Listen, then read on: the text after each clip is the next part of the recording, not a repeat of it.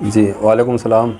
حضرت پیری مریدے کے متعلق کچھ تفصیل بیان کرتے ہیں؟ جی الحمدللہ، بسم اللہ الرحمن الرحیم، الحمدللہ رب العالمین وعلی آلہ وصحبہ واہل بیتہ وازواجہ وذریاتہ اجمعین۔ بسم اللہ الرحمن الرحیم۔ یا ایہا الذین آمنوا اتقوا اللہ وابتغوا الیہ الوسیلۃ وجاہدوا فی سبیلہ لعلکم تفلحون، کہ اے ایمان والو اللہ سے ڈرو اور اللہ تک پہنچنے کا وسیلہ تلاش کرو۔ اب اللہ رب العزت نے مسلمانوں کو، ایمان والوں کو یہ حکم فرمایا ہے کہ ہم اس کی بارگاہ میں وسیلہ تلاش کریں۔ الحمدللہ یہ اس کا نظام ہے جو اپنے بندوں کو سمجھایا گیا ہے۔ پیری اور مریدی کے معنی ہوتے ہیں رہبر کے اور رہبری کے، مطلوب کے اور طالب کے۔ پیر مطلوب ہوتا ہے اور مرید طالب ہوتا ہے، جس کو طالب صادق بھی کہا جاتا ہے۔ جب کسی بندے کے دل میں اللہ اور اس کے رسول کا عشق جاگ اٹھتا ہے، اللہ رب العزت کی محبت سے وہ سرشار ہونے لگتا ہے، اور جب اس کا قرب حاصل کرنے کی وہ اس کے دل میں خیال پیدا ہوتا ہے، تو اللہ تبارک و تعالیٰ اس کو کسی کامل پیر یا درویش کامل سے روشناس کرا دیتا ہے۔ اس پر لازم ہے کہ اللہ تبارک و تعالیٰ کی دربار میں رسائی کے لیے وہ کسی کامل پیر کی تلاش کرے۔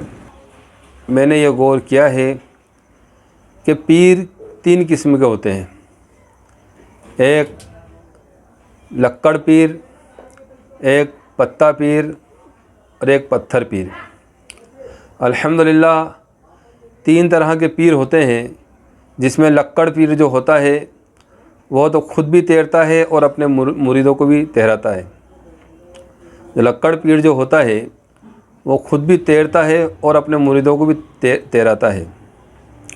الحمدللہ لکڑ پیر کی مثال کشتی کی مانند ہے کہ کشتی لکڑی کی بنتی ہے، اور اس میں جو بھی سوار ہوتا ہے وہ کشتی خود بھی تیرتی ہے اور اس میں سوار جتنے ہوتے ہیں ان کو بھی تیراتی ہے۔ اور ایک ہوتا ہے پتہ پیر۔ پتہ پیر کی مثال اس طرح سے سمجھیے کہ پتہ جب پانی میں گرتا ہے تو وہ خود ہی تیرتا ہے۔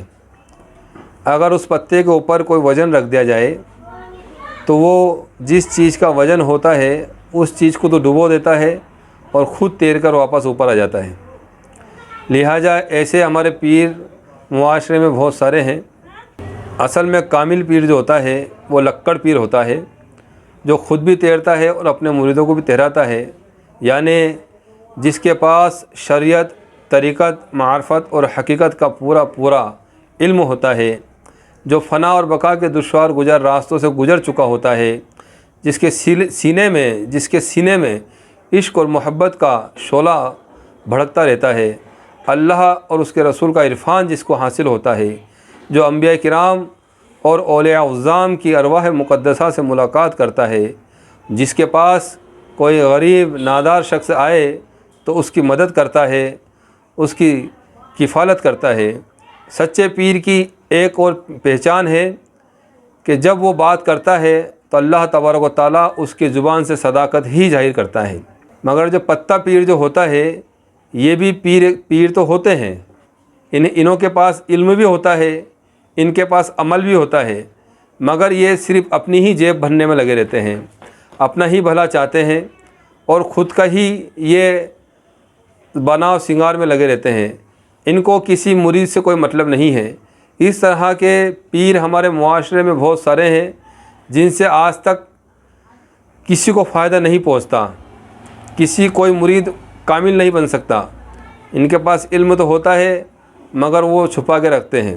یہ پتہ پیر کی نشانی یہ ہے کہ آج کل ہمارے معاشرے میں جو صوفیاء کرام ہیں، ہمارے معاشرے میں بہت سارے ایسے سجادگان ہیں جو بناؤ سنگار تو پیروں کی طرح کرتے ہیں مگر کسی مرید کا بھلا نہیں کرتے ہیں۔ وہ لمبی چوڑی بحث تقریر کر دیتے ہیں مگر حقیقت میں ان سے کوئی راہ راست پر نہیں آتا ہے۔ ایک ہوتا ہے پتھر پیر۔ پتھر کی مثال ایسی ہے کہ جب ہم پتھر کو دریا میں ڈالتے ہیں تو پتھر تو نیچے ڈوبتا ہی ہے، اس پتھر کے ساتھ اگر کوئی چیز اور بندھی ہوتی ہے تو اس کو بھی لے ڈوبتا ہے۔ حضرت خواجہ بہاؤالدین زکریا نقشبندی رحمۃ اللہ علیہ سے پوچھا گیا کہ حضور صحیح معنی میں شیخ کہلانے کا مستحق کون ہے؟ تو آپ نے فرمایا کہ جو شخص ہوا میں اڑتا ہے، پانی پر چلتا ہے اور جو کہتا ہے وہی ہوتا ہے، یا لوگوں کے دلوں سے ان کے حال سے واقف ہو جاتا ہے، جو کچھ وہ سوچتا ہے وہی ظہور پذیر ہو جاتا ہے، نہ کھاتا ہے نہ پیتا ہے، ایسا شخص پیر کامل بننے کے مستحق نہیں ہے۔ اصل میں پیر کامل وہ شخص ہے جس پر کشف الارواح اور کشف القبور ہوتا ہو اور جو انبیاء کرام کی روحوں سے براہ راست ملاقات کرتا ہو، اور جس پر تجلیات ذاتی و تجلیات افعالی ہمہ وقت اللہ رب العزت کی اس پر ظہور پذیر ہوتی ہو، یعنی وہ اللہ تبارک و تعالیٰ کو ظاہر اور باطن میں مشاہدہ کرتا ہو اور عرفان خداوندی سے سرشار ہو، اور اللہ تبارک و تعالیٰ کی تجلیات کا جو ظاہر اور باطن میں مشاہدہ کرتا ہے۔ دوسرا جو فنا اور بقا کے دشوار گزر راستوں سے گزر چکا ہے، اصل میں پیر کامل وہی شخص ہے۔